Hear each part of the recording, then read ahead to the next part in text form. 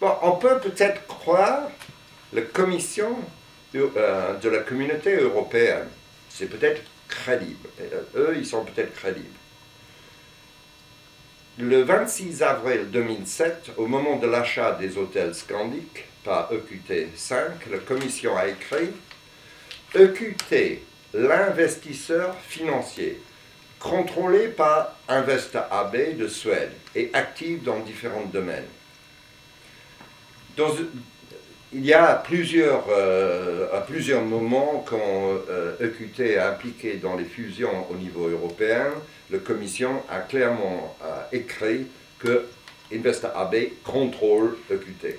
Donc directement ou indirectement, indiscutablement, EQT est dominé, donc contrôlé par Investa AB. D'accord. Pourquoi Investor AB a-t-elle créé EQT? C'est une question difficile à répondre. Il semble qu'Investa AB avait besoin d'une branche moins visible pour ses investissements plus risqués et plus douteux. En plus, il fallait que les investissements plus spéculatifs ne puissent pas porter atteinte aux investissements dits nobles, comme Electrolux, Husqvarna, ASS, SAS, SEB, Atlas Copco, le parti militaire de Saab, Scania, etc. Toutes ces sociétés sont dominées par Investa AB. Surtout, les énormes bénéfices potentiels ne devaient pas être taxés en Suède. Donc le choix de paradis fiscal, Guernsey, dans les îles anglo-normandes. C'est peut-être le moment de dire la vérité. Il y a 35 ans, quand je me suis mis à mon compte, j'avais créé moi-même une structure similaire. Une société boîte aux lettres à Jersey, avec des prête-noms de notaires comme directeur. À l'époque, il y avait plus de 500 sociétés, des plaques de 500 sociétés, sur le colonne de l'entrée de Lloyds Bank à Saint-Hélier à Jersey.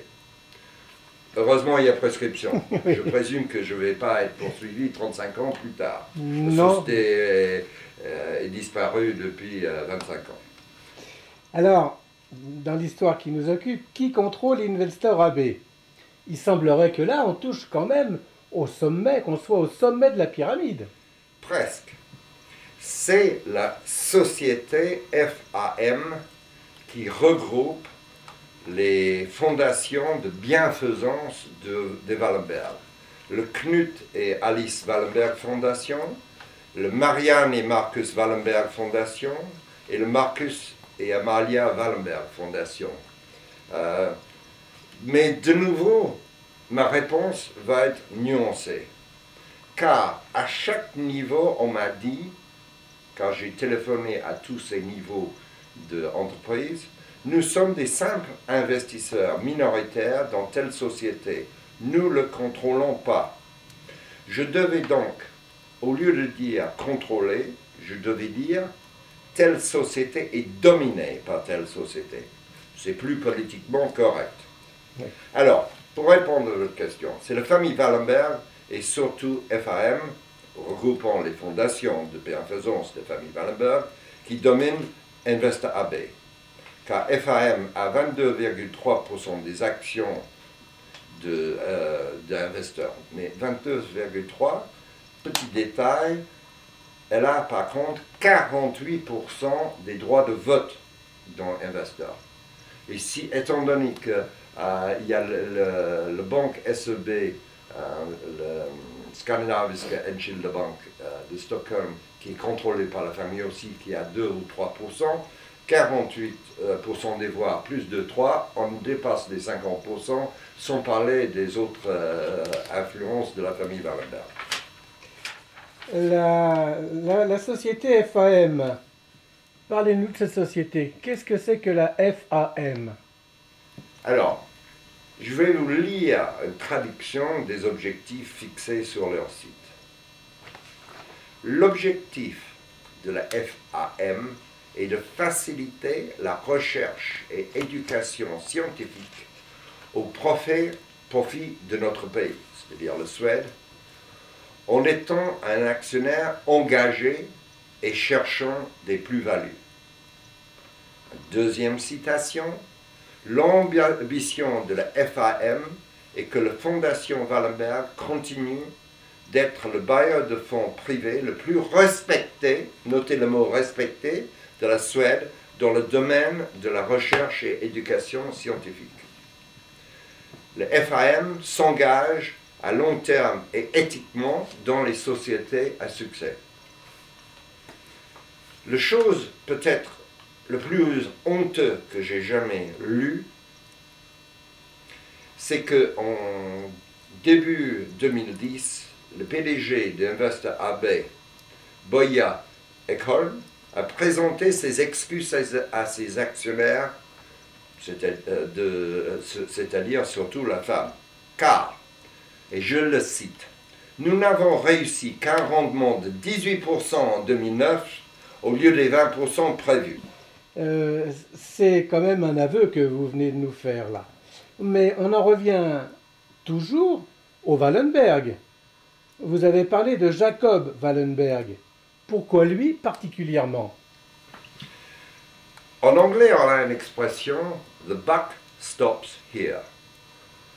Le buck, c'est le raccourcissement du mot anglais bucket, et ça veut dire le seau arrête ici. Quand vous avez un seau d'eau, qu'on passe sur une chaîne de personnes pour éteindre un incendie, ça arrête au dernier, qui doit quand même éteindre le feu. C'est une drôle d'expression, mais ça a été utilisé par un président des États-Unis pour expliquer que lui, il ne pouvait pas passer la responsabilité à une autre personne plus loin. Que quelque part, la notion de dire « c'est pas moi, c'est l'autre » arrête. À un certain moment, il faut dire « vous êtes responsable ». Alors, M. Jacob Wallenberg n'a personne au-dessus de lui. Sauf peut-être un Dieu.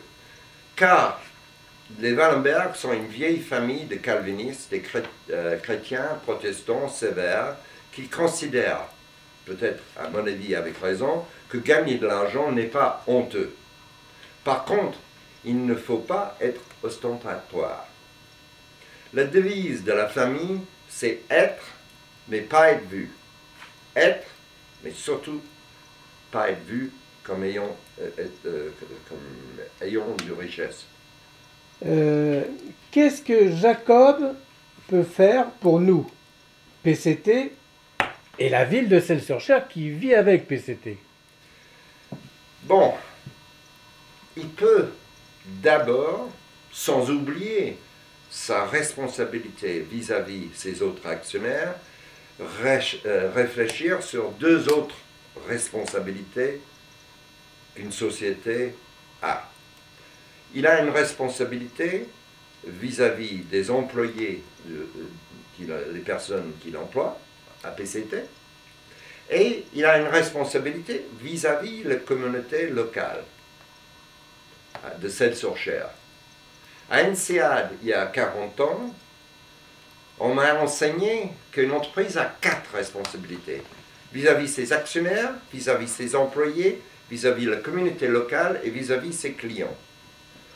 Aujourd'hui, il semble,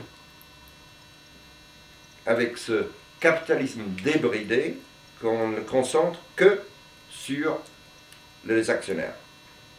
Alors, parmi les plusieurs dizaines, voire centaines de milliards d'euros que M. Jacob Wallenberg domine, il y a quand même deux solutions qui peuvent être utiles et intéressantes à étudier pour Celles. Il peut garder l'activité PCT céramique à Celles et, ou peut-être trouver une société qu'il domine et qui pourrait s'installer à Celles. L'avenir des jeunes et des moins jeunes de Celles-sur-Cher est entre vos mains, M. Jacob Wallenberg. Monsieur Watts, vous êtes fréquemment